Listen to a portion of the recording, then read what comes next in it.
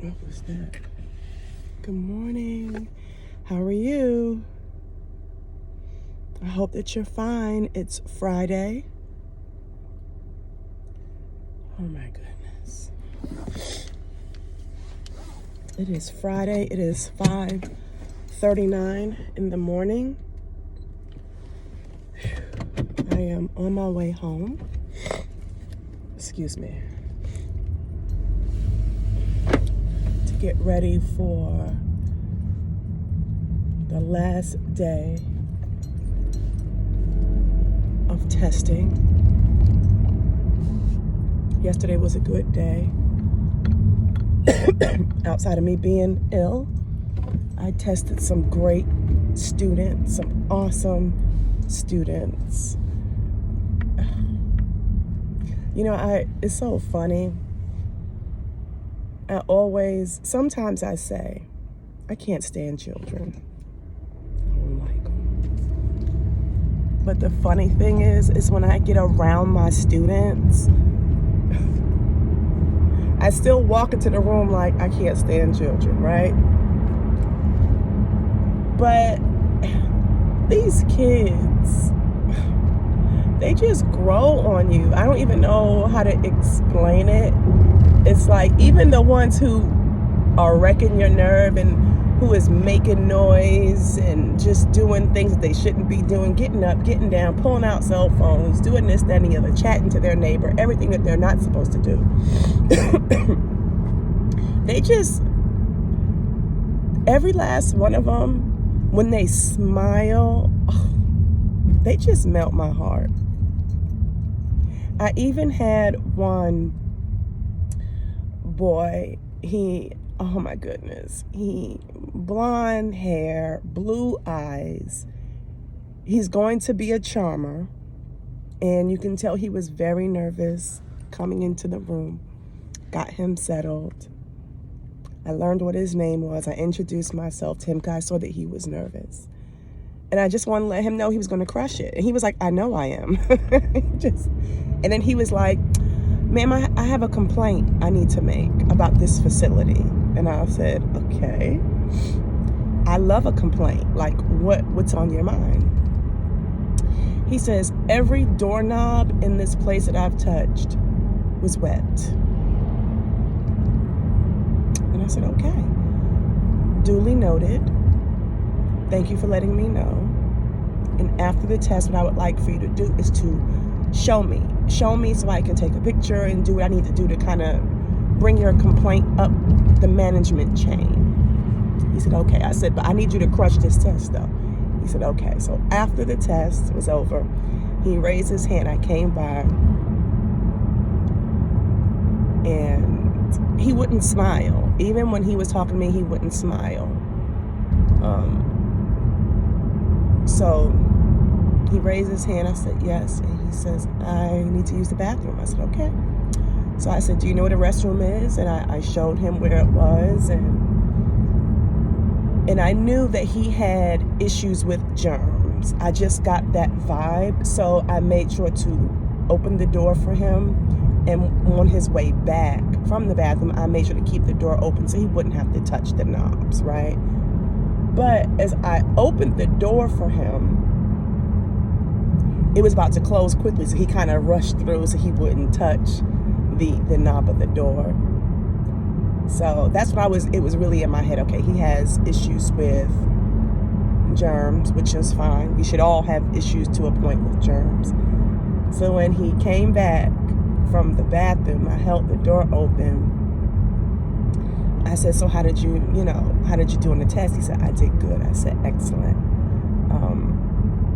I said, see, these doors are not slimy. They're not wet. And he says, okay. And I said, but just to be on the safe side, you've already washed your hands. Do you want to put a little hand sanitizer on? He was like, yes, please. I gave him some hand sanitizer. He looked at me, and as he was rubbing the hand sanitizer in his hands, he looked at me and he smiled. I just want to take all the kids home. this just goes to show that even the ones who have challenges and disabilities, and the list goes on, every child deserves to be loved. And you really have to figure out what that carrot is. Every person has a carrot that they will reach for, right? And it is a form of manipulation when you think about it, but in a good way. When you find a way to connect with a child and it opens them up, it's like they bloom right in front of you. Now, the very first test I was the examiner, only had one student. And you can tell when he walked in, he was very nervous. And so I was committed, like the first 10 minutes before we even started testing, to creating a healthy, non-nervous, fun environment for him. Because I don't know about you guys, but I can't test in such a stressful, tense environment. I don't think anybody can. Or maybe there might be a small percentage of people who can. But I just kind of felt like this wasn't the young man that can do that. So I just told him from time to time throughout the test, give me eye contact and just give me a thumbs up or a thumbs down so I know what to do.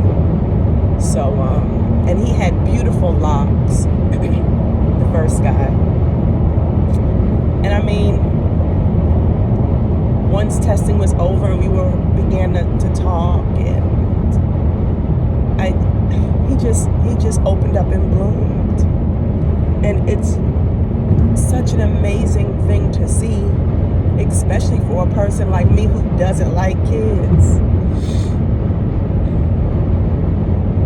It's just amazing. And I'm thankful to be in a position where I can influence kids in a good way. I love it. It's my ministry. But boy, when they get on your nerves, they get on your nerves. But when they smile and bloom, oh, it's like Christmas. And I remember when my church used to, they were really like lacking in the area of nursery workers. And they kept calling, they were calling basically everybody. I'm nobody special. They were calling everybody and emailing and texting. And I was like, the nursery for them back? Ooh, no. Yeah, no. It's not my ministry. Next. But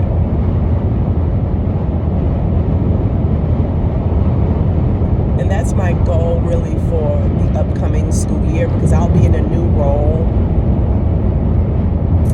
My goal is to see every student that I touch bloom.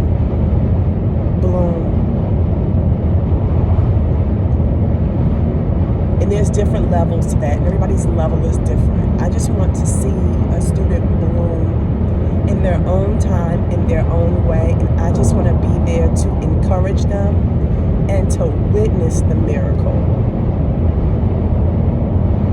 That's all I want to do. Another goal of mine is to make sure that I stay grounded in the Word.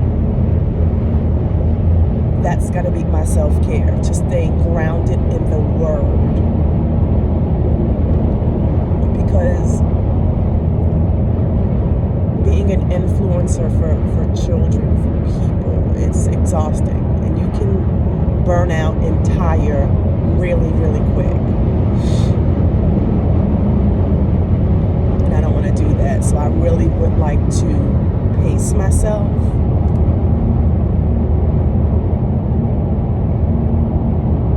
And take my time with these students. It's my goal for this year.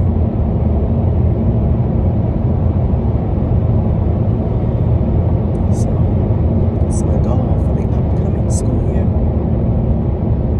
I just need to get through today, and then I can rest. Tomorrow tomorrow I have a massage, but I may have to drive to Alabama with my oldest daughter. Her boyfriend's mom unexpectedly passed away. So not only do I want to be there for him, I want to be there for my daughter. Be there for them both. And just so my daughter will have somebody in her corner, somebody to support her. You know, because, you know, his family is not my daughter's family until they get married.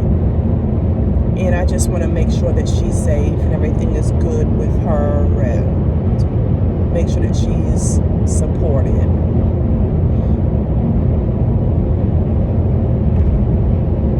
You know, and that's only if she wants me to go. If she doesn't want me to go, I won't. But I'll be on standby.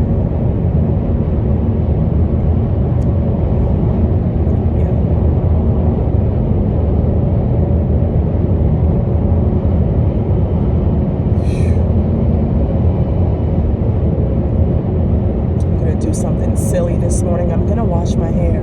I put that temporary hair color paint in my hair and I want to wash it out. So I'm gonna quickly wash my hair this morning.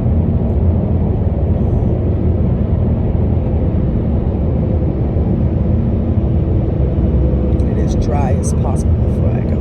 But anyway, I'm actually feeling a lot better.